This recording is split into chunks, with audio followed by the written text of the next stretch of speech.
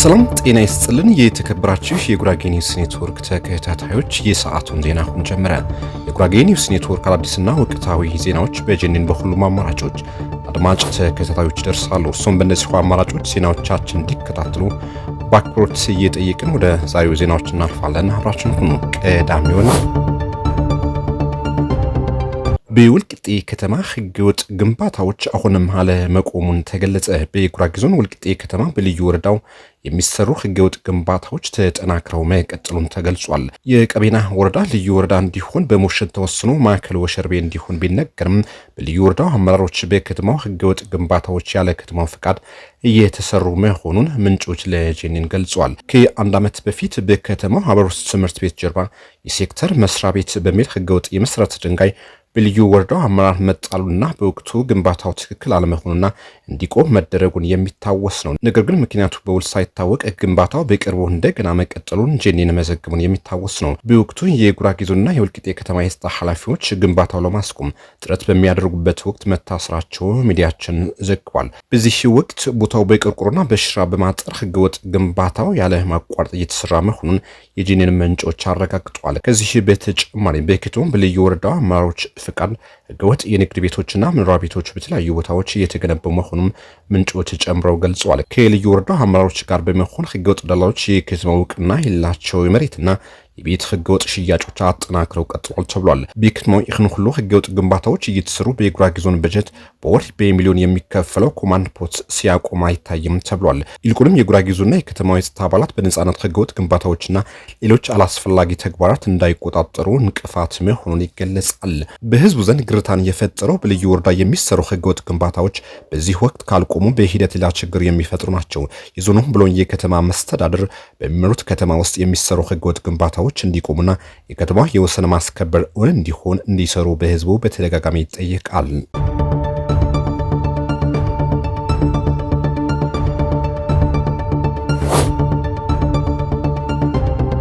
ስልቱንና መልኩ እየቀያየረ ከሚከሰተው የስርቆት ወንጀል ህዝቡ ራሱ እንዲጠብቅ መልእክት ተላለፈ። በቸሃ ወረዳ በየጊዜው ስልቱንና መልኩ እየቀያየረ የሚከሰተው ዘረፋ በተለይም የሞተርና የባጃጅ ስርቆት ወንጀል ከጊዜ ወደ ጊዜ እየጨመረና ወደ አጎራባች ወረዳዎች እየተስፋፋ መምጣቱ ተገልጿል። በወረዳው የተለያዩ ወንጀል አይነቶች እየተደጋገሙና ህዝቡ እያማረሩ መሆኑ ሲገለጽ ቆይተዋል።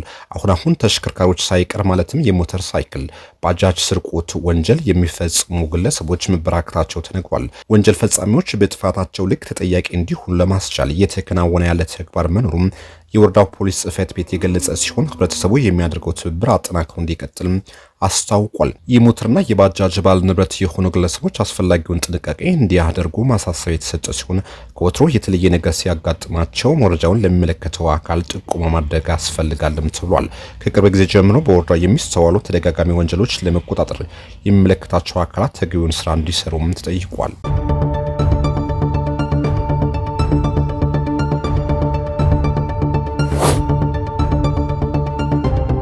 ከ17 ሚሊዮን ብር በላይ በሆነ ወጪ የተገነባው የገሬኖ አንደኛ ደረጃ ትምህርት ቤት የማስፋፊያ ፕሮጀክት ተጠናቆ ለአገልግሎት ክፍት ሆነ።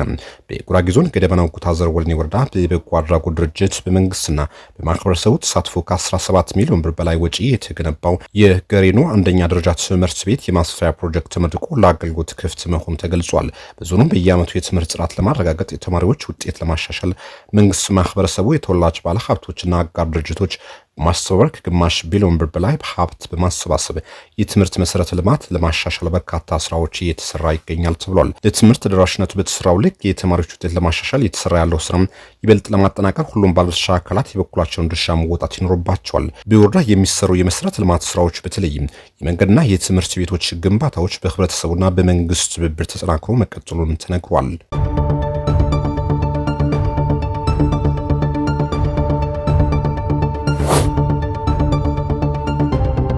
በሚቀጥሉት 3 ዓመታት የክልሉ ገቢ አሁን ካለበት ወደ 55 ቢሊዮን ብር ለማድረስ ታቅዶ እየተሰራ ነው ተባለም።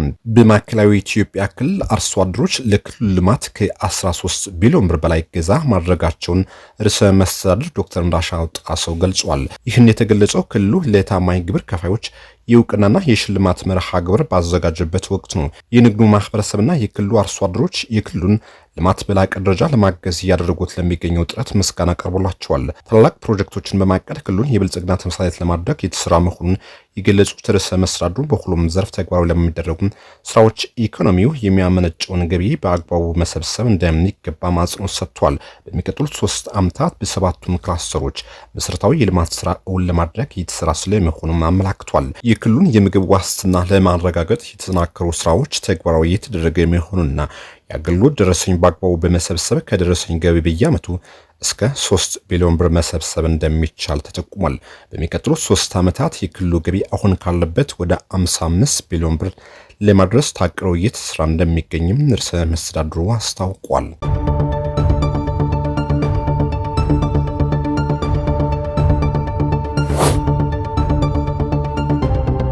በጥቁር ገበያ ያለው የምንዛሬ ዋጋ ልዩነት ወደ 13 በመቶ ከፍ ማለቱ ተነገረም።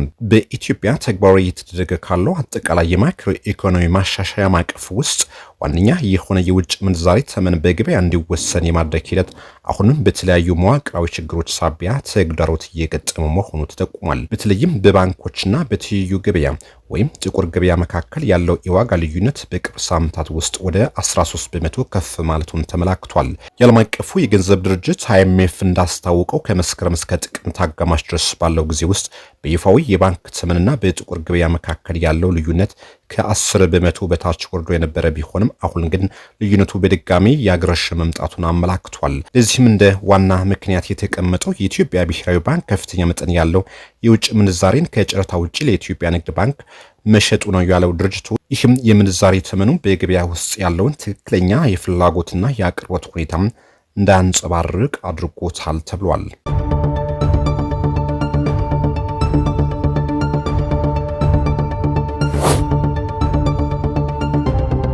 በሰሜን ኢትዮጵያ አካባቢዎች እየታየ ያለውን ውጥረት እንዲረግብ ተጠየቀ። በትግራይ ኃይሎችና በመከላከያ ሰራዊት መካከል በተቀሰቀሰው ግጭት ምክንያት ዜጎች ዳግም ጦርነት ይከሰታል በሚል በስጋት ውስጥ መውደቃቸው እየተገለጸ ይገኛል። በትግራይ አማራና አፋር ክልሎች ሁሉም የግጭት ተሳታፊ አካላት ከችግር አባባሽ ድርጊቶች እንዲቆጠቡ እና ልዩነቶችን በሕግ መሰረት በምክክርና በመግባባት እንዲፈቱ በሲቪል ሰዎችና መሰረተ ልማቶች ላይ ጥቃቶችን ከማድረስ እንዲታቀቡ የሰመኮ ማሳሰቡን የሚታወስ ነው። ኮሚሽኑ ጠለምት፣ መጋሌና አምባላ በተከሰቱ ግጭቶች የሰዎችን የህይወት፣ የአካል ደህንነት፣ የነጻነትና የንብረት መብቶች ስጋት ላይ የሚጥሉ ሁኔታዎችን ተፈጥሯል ብሏል። ካላማጣ ከተማና ሌሎች አካባቢዎች ነዋሪዎችን መፈናቀላቸውና በሰዎች እንቅስቃሴ ላይ ገደቦችን እንደተጣሉ ገልጧል። እስካሁን በትግራይ ማዕከላዊ ዞን ኢንቲጮ ከተማ በሁለት ተሽከርካሪዎች ላይ ተፈጽሟል በተባሉ ድሮን ጥቃቶች የአንድ ሰው ህይወት እንደጠፋና ሌላ አንድ ሰው እንደቆሰለ የትግራይ ዜና ምንጮች ዘግቧል። በተጨማሪም በክልሉ በተለያዩ አካባቢዎች የድሮን ጥቃት መፈጸሙን የተለያዩ ዓለም አቀፍ ሚዲያዎች እየዘገቡ ይገኛሉ። ውጥረቱ እንደቀጠለ ቢሆንም ህወሓት በፌዴራል መንግስትና በትግራይ ኃይሎች መካከል ያለውን ችግር በንግግር ለመፍታት ዝግጁ መሆኑን የገለጸ ሲሆን ብሪታንያ በትግራይ ኃይሎችና በመከላከያ ሰራዊት መካከል የተቀሰቀሰውን ግጭት ተከትሎ ዜጎቿ ወደ ሁሉም የትግራይ ክልል አካባቢዎች እንዳይጓዙ ማስጠንቀቂያ ሰጥቷል። ውጥረቱ እያየለ መሆኑና በወልቃይት ጠገዴ ሰቲት ሁመራ ዞን የህወሓት ወታደራዊ እንቅስቃሴና ትንኮሳን ተከትሎ የተቃውሞ ሰልፍ መደረጉን ተነግሯል። የአፍሪካ ህብረት ጨምሮ ሌሎች ዓለም አቀፍ ተቋማት ግጭቱ እንዲቆምና ሰላማዊ የውይይት አማራጮች ተግባር እንዲደረጉ ጥሪ እያቀረቡ ይገኛሉ።